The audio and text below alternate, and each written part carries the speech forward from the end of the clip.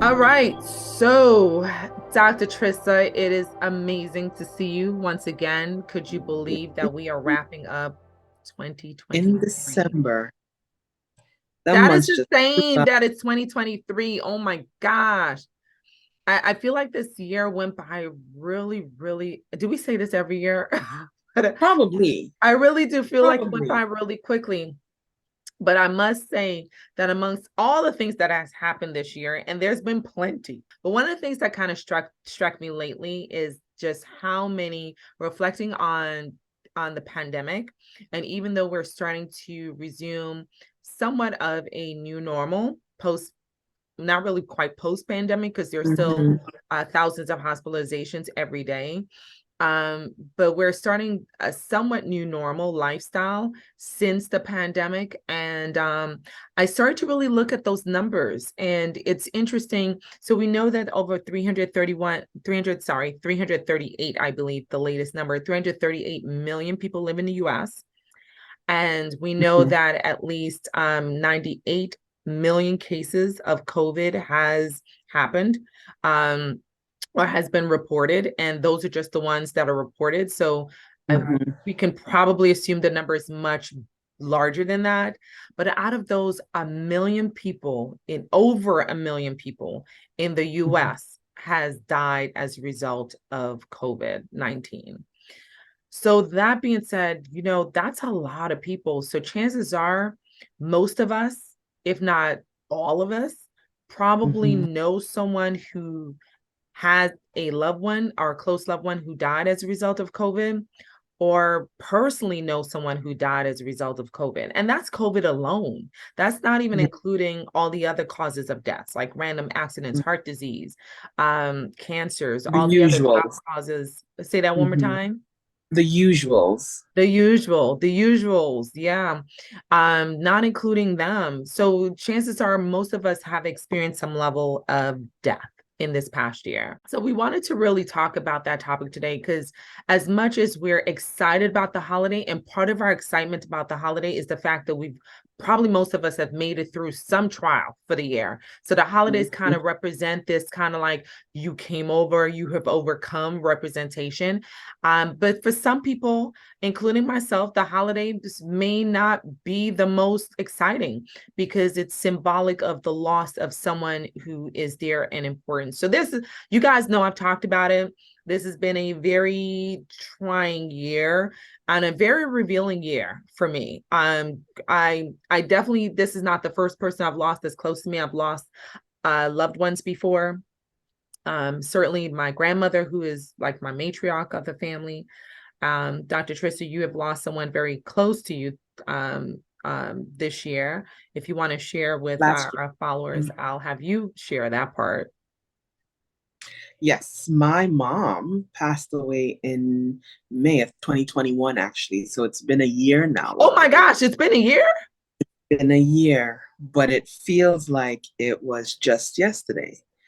And yes, we It's a have. whole year? Wait, Mhm. no, seriously, it's a whole Yep, year? the whole Oh my year. gosh, that is Mhm. how much this year. Okay, you see, I'm not lying. This year feels like it flew by for me. It flew by. Okay, Dr. T, what day is it? What year is it? What is your name? Are you A&O times three for real? That is No, crazy. but yep, it has been a whole year, and it people talk about, oh, I'm a daddy's girl, I'm a daddy's girl. Yeah, I'm a daddy's girl, but I was definitely a mama's girl as well. So it was, you talk about the grief, and it's like, okay, yeah, everything centered around mom, like, all the things that you think of, like, yes, the holidays being this. And so it's interesting. It's some interesting things and interesting times. It's a very interesting time. And a lot of us, even though we all experience grief at some point, and certainly you can grieve, great grief doesn't just happen as a result of the loss of someone. Grief can happen as a loss of a body part from an accident or the loss of your daily function because of mind issues or cognitive issues. Grief can happen as a result of the loss of a job or financial security. We are in a recession, and a lot of people who are not financially secured or not feeling very financially secured. Mhm. We have people who have loss of relationships, Mhm. divorces, breakups. A whole lot of breakups happened during the pandemic. So there for a number of reasons, people this holiday may be grieving. And there's certainly, the holidays are so sentimental for so many of us Yes. that even if the person didn't pass away during the holidays, because the holidays represent the gathering of family and friends and Yeah. sort of that really warm holiday feeling, that's when grief tends to hit really, really hard sometimes. And so we wanted to really talk about this evening, like, or this day or this morning, depending on whenever you're watching this video. We want to talk about Mhm. grief. Like, are you grieving? Have you lost someone this year or recently? Have you lost some part of your livelihood that causes you to feel some level of grief? And there are different stages of grief. Oh, some of the most common forms of grief is when I think a lot of us go through the denial phase first. Right. That's what Um, I was thinking. yeah, like when you first find out the news, it kind of doesn't feel real, right? It feels Right. like, and some of us, may actually feel like, am I dreaming? Is this like, am I awake? Right. Some people have an out of body type of experience where they don't really feel connected with their body because it's such a Right. shocking, sometimes if it's especially unexpected loss, it's Right. a shocking experience. And so, the denial phase is very common, and that's when you tend to feel like, um no, I feel fine, no, I'm okay, this isn't happening, why this isn't happening to me, right? This can't be happening. And Right. that's sort of, it's a temporary defense mechanism, right? And it kind of preserves As you our try to mental. process. Say that again. As you're trying to process. As you Exactly. And then I know I went through this anger phase. Oof. Y'all, and I'm really trying hard not to be triggered by this topic, but I'm gonna do this for y'all. I'm gonna do this for y'all. I definitely remember going through the anger phase where you're kind of like, my friend passed away, and she's my age group. And I still consider, don't hate on me, but I consider myself to be young. Don't you dare absolutely. share my date of birth. Absolutely. For those of you who are watching, don't you dare tell folks what my date of birth is, even though I'm okay with my age. I'm just saying I still consider myself to be on the younger side. And so to have someone pass away to me, and it's not that I'm not aware, you guys know what I do, I'm a clinician, so I'm very much aware of death and very much aware that death has can happen at any age group, so that's not a shock for me. But on a personal level, that's my clinician brain, right? But on a personal Right. level, I was angry. I was kind of like, why did this happen? Why did it happen to her?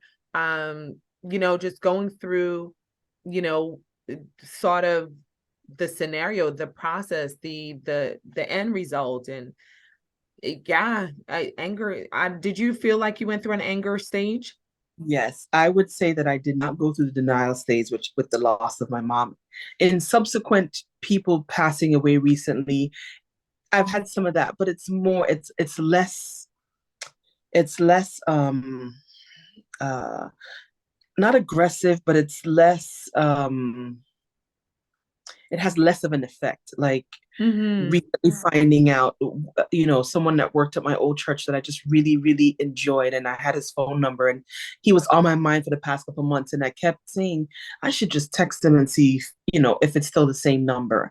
And it Mm-hmm. turns out the next thing I hear is his funeral was earlier the day, and I'm like, but wait, what happened? Oh, Right. So that it was one happened. of those, yeah, it was one of those things where out of touch, kind of out of mind, out of touch, but not really. Mm-hmm. Like he's been on my heart, and I did not follow, and I did not message, and it was a Mm-hmm. reminder for me. But when it came to my mom, because my mom had been sick, Mm-hmm. because I watched my mom deteriorate, Mm-hmm. because we were providing hospice care for her at home, her Mm-hmm. nursing daughter, her PT daughter, and her MD niece, we were Mm-hmm. literally providing the care for her at home. It was more along the lines of, phew, Okay, Mhm. Mhm. no longer has to deal with this anymore. What I did Mhm. experience was that anger. Mhm. And as a physical therapist, yes, I am taking care of people. And don't get me wrong, I love my job. I Mhm. think it is my calling to care for God's people. Mhm. However, I love it. But I hated a lot of those older women who were in there complaining. I Mhm. hated a lot of those women who were in their 70s and who were Mhm. coming in. Why did my mom have to go? Mhm. Mhm. Yeah. That was hard. Mhm. Mhm. But Mhm. it was a lot of bottling up to do it. But Mhm. now I don't hate them, and I don't hate y'all. What happens to Right. the You're video? through I that don't hate phase, y'all. right? You're through that phase. Yeah. Went through the phase. I still sometimes Uh-huh. think, what would she have been going through if she was still here? You know, Right. how Yeah. different Yeah. may have things been for her if she was still here. But Yeah. that stage of that anger has Uh-huh. definitely subsided, and now it's more just, I don't know what to call it, but it's just, the wistful stage, I call it. I miss Uh-huh. her. I wish that she were here. Yes, I wish to show her all the things happening, but Mhm. such is Yeah, life. and we're gonna get to what I think that stage is called in a moment. And just for those who are wondering, like, where are we getting this stage for this Mhm. stages of grief, the five stages of grief? We're getting it from the Kubler-Ross model. Dr. Elizabeth Kubler-Ross or was a psychiatrist who in 1969 wrote the book on death and dying. So these are actually, even though we have adopted these stages that we're going through today as the stages of grief, they were actually initially written by her as the stages of death. But over time, it had been recognized that people who go now that's ain't that. Let me pause on that. Okay. Mhm. Um, Mhm. right. Mhm. Let's go Mhm. back to that in a minute. Mhm. But she Mhm. Mhm. initially wrote this as just stages of death, and we have adopted it and recognized that the stages of grief seem to mirror the stages of death. Ain't that something? Mhm. And symbolically we can go a whole lot of places with that, but let's continue on with the stages that of grief, just so we are pretty much all on the same page. So the other stage is called the bargaining stage, right? And so this is the stage where you kind of feel like, just let me do this. If I do that, can this happen? If I did that, would this have happened? Um, and so you start to bargain with the, like, maybe if I was a better girl, like maybe if I did better, if I was, more this, more charitable, or more giving, or more honest, or more, and the mores can go on and on and on, that perhaps I wouldn't have had this particular outcome, perhaps this wouldn't have happened. So there are some people who go through the bargaining phase. I did not personally feel like I went through the bargaining phase at all. And maybe because of the clinician side of me, because my friend died from breast cancer, as I've shared with you guys before. So I kind of understood enough about the disease that that particular stage didn't affect me. But I certainly know of other losses where you start to feel like, you know, maybe if I did this, then I wouldn't be experiencing the outcome that I'm having. So I've experienced bargaining, but not in terms of this particular grief, but in Right. other griefs, financial losses, Right. relationship Right. losses. Right. You Right. can probably even think of it when you break up with someone that you really, really like, or perhaps even more serious relationship like divorce from someone. You start to think about, maybe I should have been more understanding in the relationship. Maybe I should have been more kind. Maybe I should have paid more attention to him. Maybe I should have Mhm. given more of myself. Maybe I shouldn't have given more of myself. Right. But you start to, and those are examples of the bargaining stage of grief. Mhm. And then of course the stage I think we're probably most familiar with, which is the depression stage, right? So the sadness, when the sadness sits in, and that is the hard part. Let me tell you, That part is really, really hard to go through. Like feeling, because I feel like that's where you really start to feel the pain of your Mhm, loss, right? Is when that depression and mhm, that sadness sets in. Even mhm. if you feel like the person's in a better place, and religiously, as Yeah. I've shared with you guys, I'm a believer in Christ. And so I believe that people, when they're dead, they're with him. And I do believe there's no other place or better place to be. But you still experience the loss of knowing that person. Mhm. A lot of us question, we don't really know for sure when we get to heaven. Will I be like, hey, what's this crown looks good on you, girl? Like that may not happen. And so you kind of feel like that was the last time I consciously would know who Mhm. she was, right? Yeah. I don't Right. know that when I get to heaven that I'll necessarily consciously, because no one's come back to let me know. Right. So, and Stay I there. haven't, and for those, don't throw me some scriptures if you got some scriptures to help me understand. Throw it my way. But to my current understanding of the scriptures, and my lack of understanding of what goes on the other side of the world, I don't know that I would consciously know the people have passed away. I don't know that I would remember or recognize my grandmother. I don't know, though I would love to because she's dope. To Mhm. see how she is in all of her realm and all of her royalty. But I don't know. I've never, been there to come back to be able to say, hey, they This is having what a it good is. time on the other side and we recognize each other. A lot of people feel like a lot of people share. I don't know if you've had this experience where people share, like, I feel so and so with me, right? They passed on, but I feel their spirit. I feel that he's with me. I feel that she's with me. I feel that she visits me. I feel that he visits me. And there's no way to prove one way or the other. Right. I think that and this is me talking for myself. I'm not speaking for anybody else off of this platform. This is my personal belief. And Mhm. I feel that, God has a way and the spirit have a way of comforting, right? And we Right. certainly have certain memories, whether it's auditory, hello, Taska, the wrong sense, Yeah. whether it's auditory memory, girl, see, yes, wrong sense. Whether it's auditory memory, whether it's a memory connected to a sense of smell, whether it's a memory connected to something that's visual, that these trigger memories for us, and these memories are comforting for us. Certainly people have said that they've had dreams. I don't know if how the brain works. Like we only know about 10%, we only use about 10%. Right. So I Right. don't know how the brain works. So does the brain create these images and these experiences for us as a way to comfort us? Or are Right. these really truly visitations? Okay, there is a part in the Bible that talks about a visitation, but we're gonna go back to that. So I say all of this to say I don't quite fully understand that aspect of the continuance of life enough to Mhm. really explain that. But I do know that there are these experiences, whether we can explain them or not, that are comforting to us.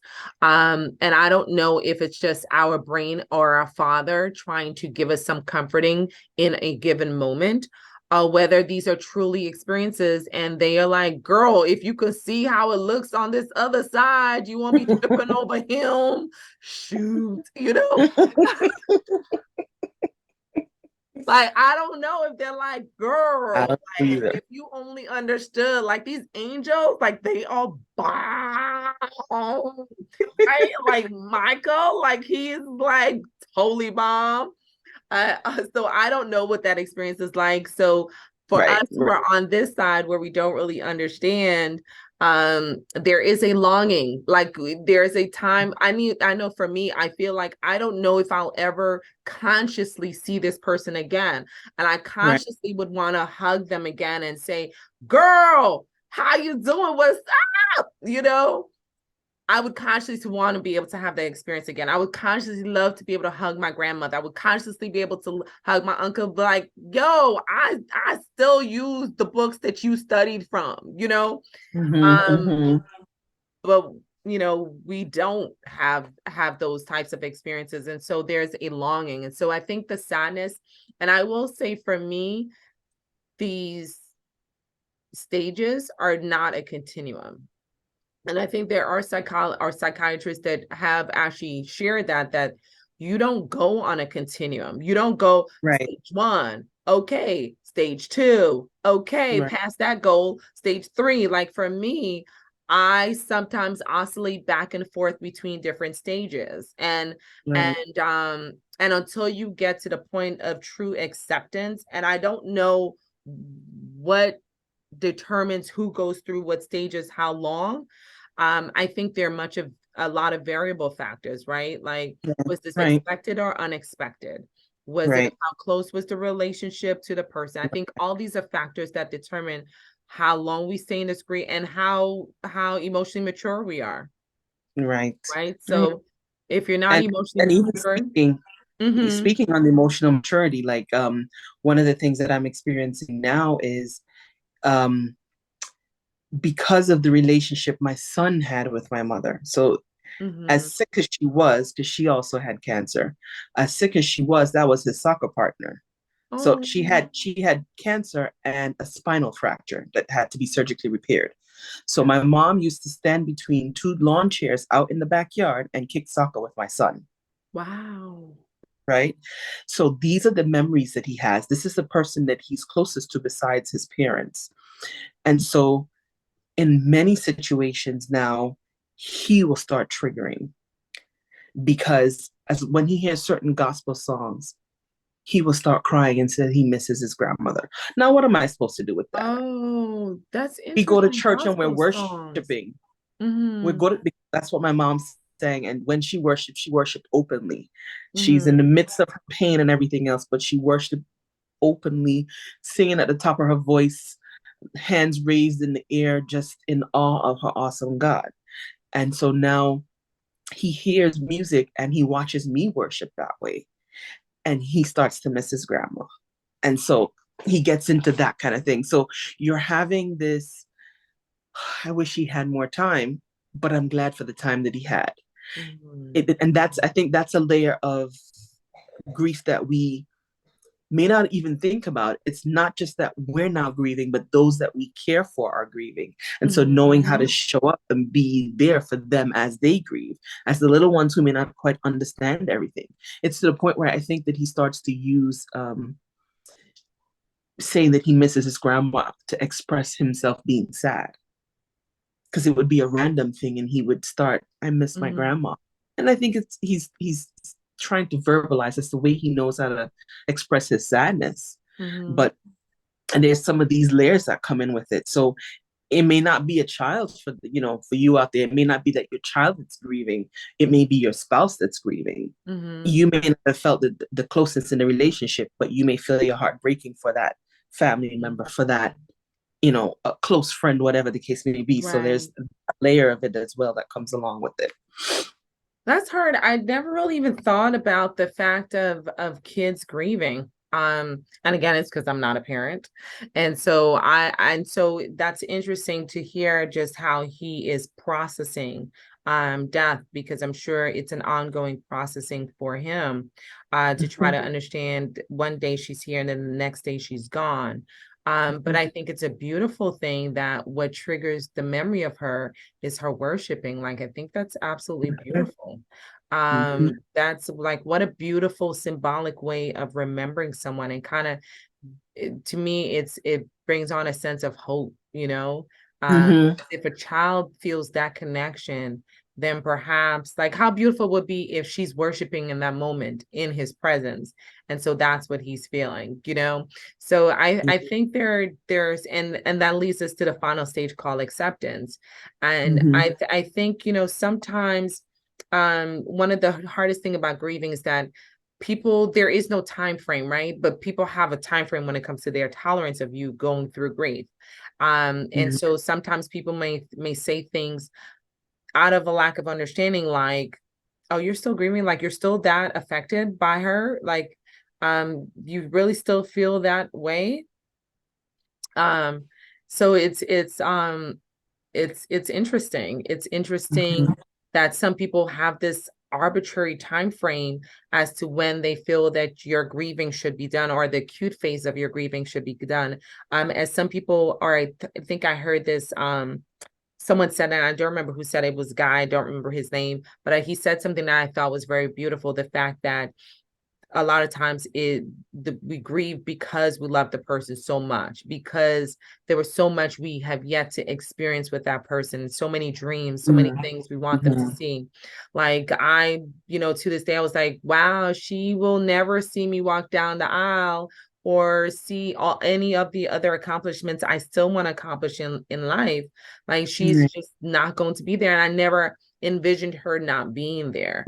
And so that's hard to kind of, because now your dreams, your literal dreams are changed, because the person's not physically there. Though there are ways that people, especially like weddings, honor parents who have passed on. There are beautiful ways of doing that, but for the most part, it does alter how you envision, how you dream. And I think it's okay. Like sometimes people are like, oh, why don't you, this topic came up in terms of pregnancy loss, like women who hold on to their boxes or hold on to their ultrasound images. Sometimes people think like, why don't you just let that go or release that? But especially if it's a triggering thing. But I think it's okay to hold on to things like that, because to me, it's a way of really honoring someone's memory and the memory of. And I think it's okay for us to honor. And I think part of the healing process, now we're going to talk about how do you heal. Part of the healing process, I think, is not just accepting the reality, because all the other stages that we talked about are stages of not accepting the reality. And then finally you get to the point where you accepted the reality that the person is truly gone.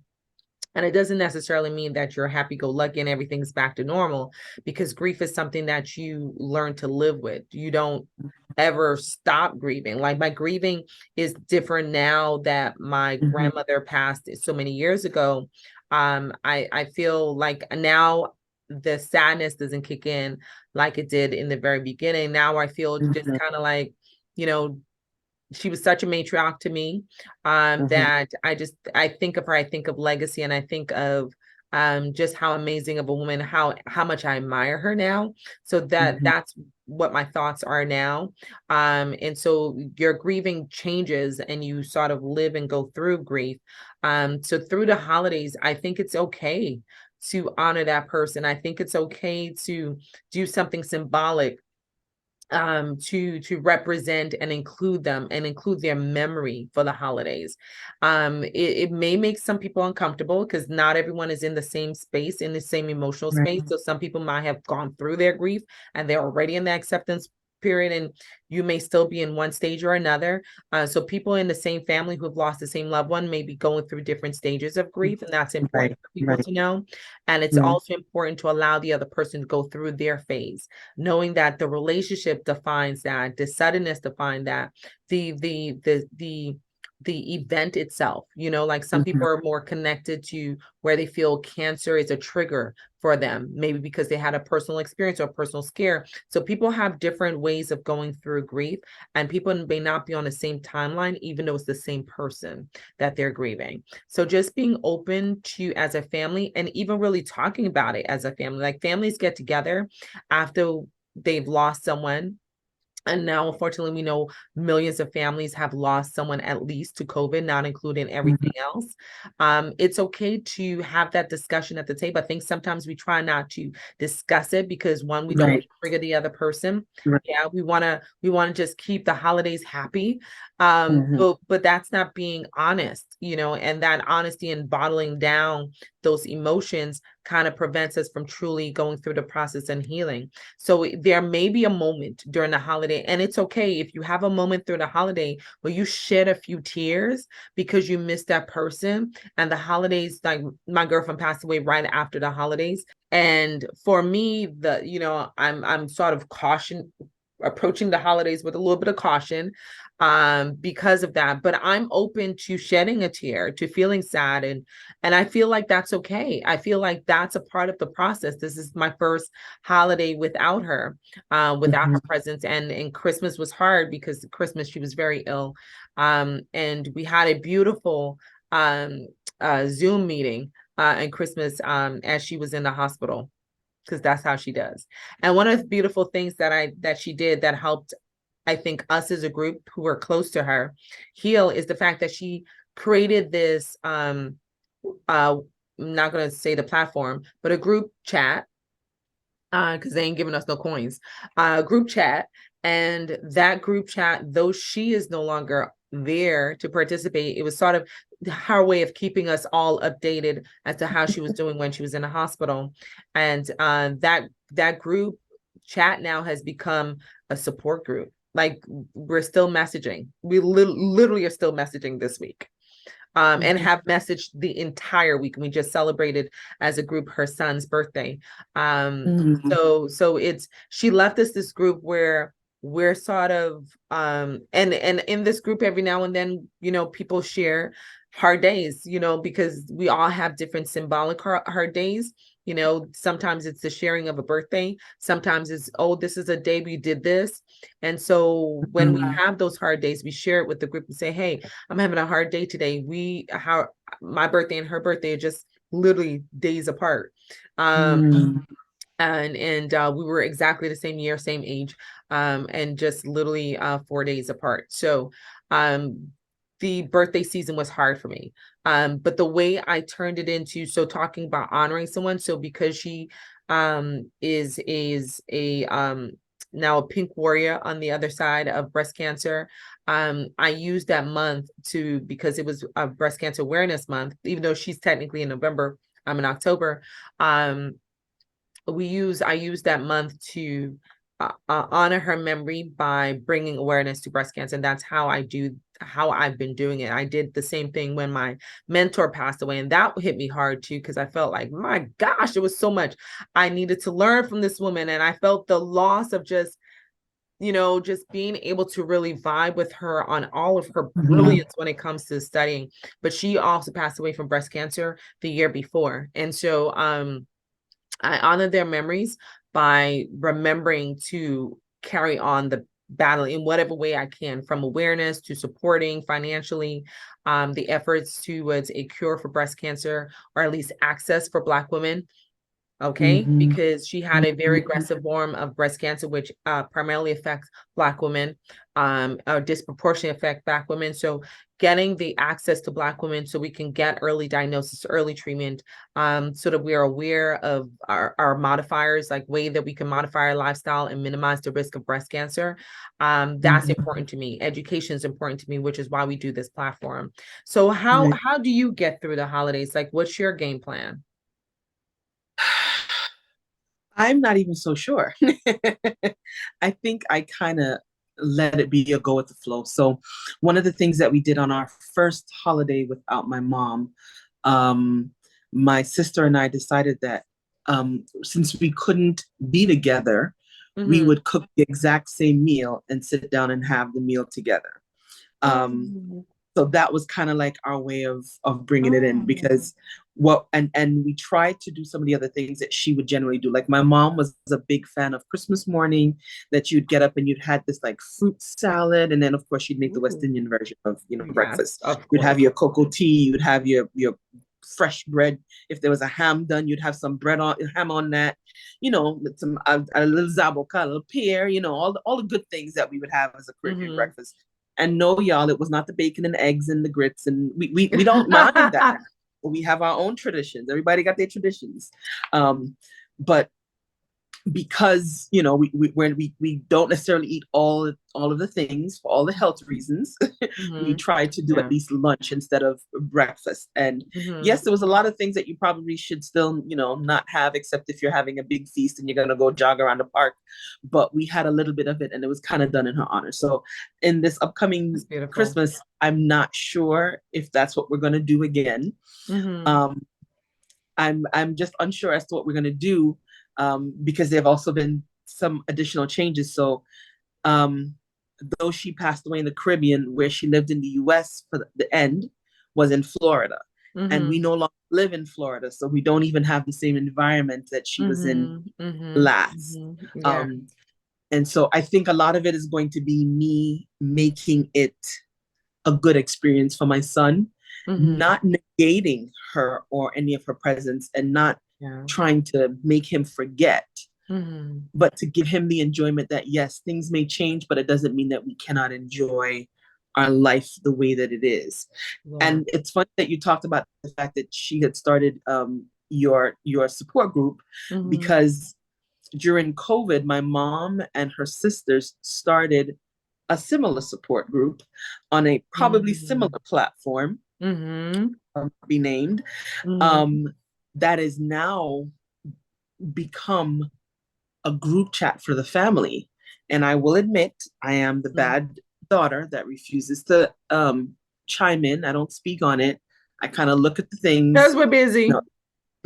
and it goes a little bit beyond that. Some of the folk on there I kind of Uh-huh. want to put in headlocks for different reasons. Um, but I realize how good it is for them, and they encourage each other with scripture. They talk about all sorts of things if there's things going Mm-hmm. on with the family, and Mm-hmm. I look at that as being part of her legacy, because Mm-hmm. from that we now have a foundation for our family. um, and they're looking at doing scholarship funds, and like there's all this stuff, and it basically came from a need for her and her sisters to connect, and it just spread to the rest of that immediate family. So this entire section of Grenada, the Georges, and we have like these wicked shirts, and maybe one day I'll wear one so you guys can see what the emblem is, Uh-huh. done by my cousins, based on the Oh, history of the family. And it's just like she has brought something so good to life yes. in her passing, and in those latter days. And so it was just um it was such an amazing thing that they do, that they leave little pieces of themselves, because um it sounds like your friend was a giver, and that's what was my mom. My mom was the giver. She's the connector, the giver. She was always finding the ways of bringing things together, bringing people together.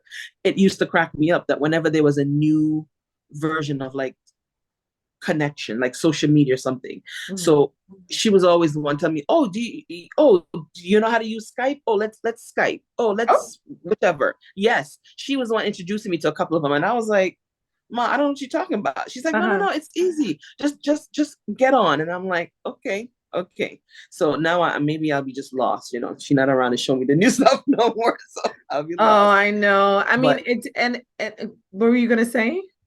I said the plan is just kind of going forward, looking to see how we can, yes, honor her in what we do, not forget her, but Mhm. also not make it that um we are so down because she's Right, not that you here. become so consumed with it. That's the Yeah, word. yeah, I think finding that healthy balance between honoring their memories, and how beautiful it is that they were such light that their lights continue to shine through Right.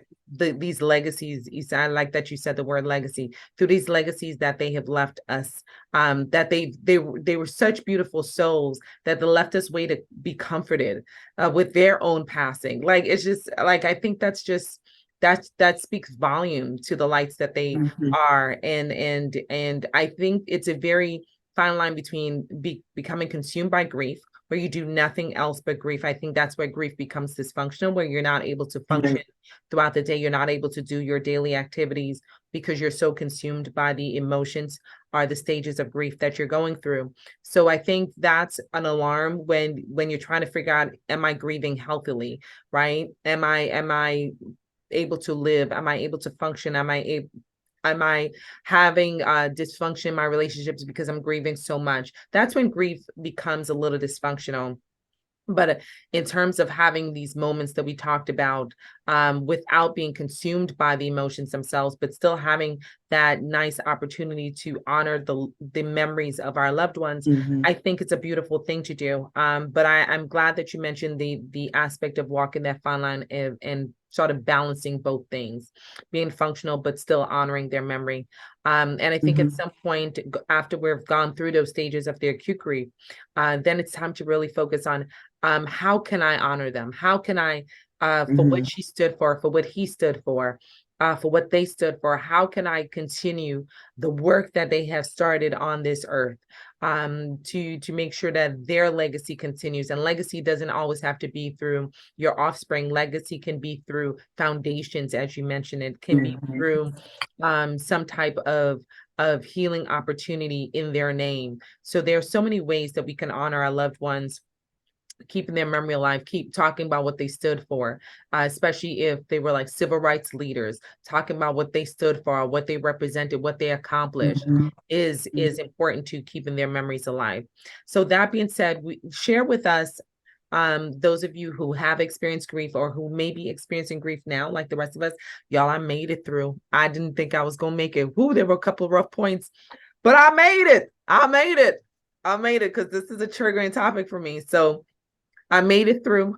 Whew, and I'm going to continue to make it through. So share with us how you are, if you are experiencing grief, and how do you plan to sort of celebrate the holidays, but still honor whatever you're grieving, right? And again, as we mentioned, grief doesn't always have to be associated with the loss of a loved one or loss of somebody. It could be grieving. You know, if you lost your job this year, we are in a recession. How are you managing that grief? And how are you celebrating, holding on to the joy of the holidays while balancing your reality? So share with us. We would love to hear from you and hear how you're managing your grief. Dr. Trista, thank you for sharing your personal experience with us, with the loss of someone who's so close. I can't think of a closer person than the person that brings you into this world. So I think that, to me, losing a mom is a unique type of grief, right? So thank you for being so transparent about that experience and how you're processing and how you're living through her legacy and through her memory. How can people follow you to find out more about how you just manage your day to day? Well, I can be found on Instagram at trista.job. Oh, good gracious me. You know, y'all gonna have to forgive this grieving brain. tristajob.dpt on Instagram. All right. It's the consistency for me. It's the consistency for me. And when they are not shading us, because I done posted something today and they have not posted it. Oh. Yes. So when they are not shading us on that other platform called Instagram, you can find us in our post there, and I'm waiting, Instagram, for your response as to why you didn't. It says 0 views, which means you did not post that video, even though I sent it to be posted. So let us know why you all shading us. And that clip of that video was just literally just us talking about the law in Arizona about IVF. So I'm not quite sure what y'all uncomfortable about.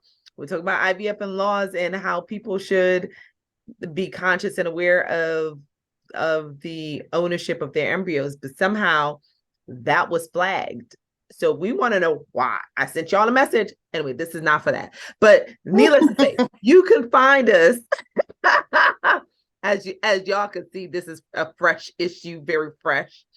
So you can find us on our beautiful platform at healthybump.club on Instagram.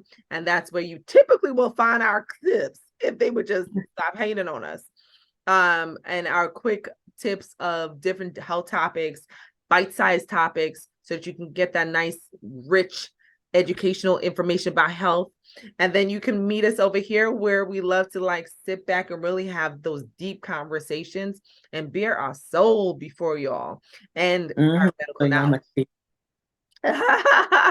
We bear our medical knowledge and our soul. Okay, we give y'all everything. We leave everything on the platform for y'all, and we just enjoy our Healthy Bump Club, a community here on YouTube. So thank you guys for following us. Thank you for commenting. We see that we are growing. We love that direction. Let's keep it going. Share this with your friends, your family, your sisters, your brothers. Yes, I said your brothers, because there's some topics they need to listen to as well. Share it with your coworkers, whomever. And when you're done there, also share the fact that it is the holidays and we are selling apparel so we can keep finances going. Like y'all people don't realize we got lawyer fees to pay because we're health professionals. We got insurance to pay because, We're health professionals, so we always got to be covered. All right. And because of that, there are expenses. Then we're literally just trying to cover basic expenses. We're not trying to be, I don't drive no fancy car. We don't live in no fancy homes. We're regular folks, as you can see, looking kind of regular. So this is literally about just making sure we can keep the cost of the platform covered so we can keep the platform going. And all the costs that you don't see that goes into making these videos and posting these videos. We just want y'all to support us if you can. Buy a hat. Look, we're not even asking for much. Buy a hat because our stuff is like very affordable and good quality. Need I say, because we're very particular to make sure we always get good quality stuff, whether it's in our education or whether it's in our merchandise. Okay. So buy a t-shirt, buy a hat, buy a bag, gift a t-shirt, gift a hat, gift a bag. You got options, baby. You got options. And when you're done there, we hope to see you on our next episode where we're going to have, oh my gosh, we have some amazing topics coming up, y'all. Like amazing guests. Oh my gosh, the first guest of the year. Who she said yes, and I'm so excited. But I'm not going to tell y'all going to have to come back and see who she is. On that note, have a wonderful time where you are. Have a beautiful day. And we see y'all at the next episode. And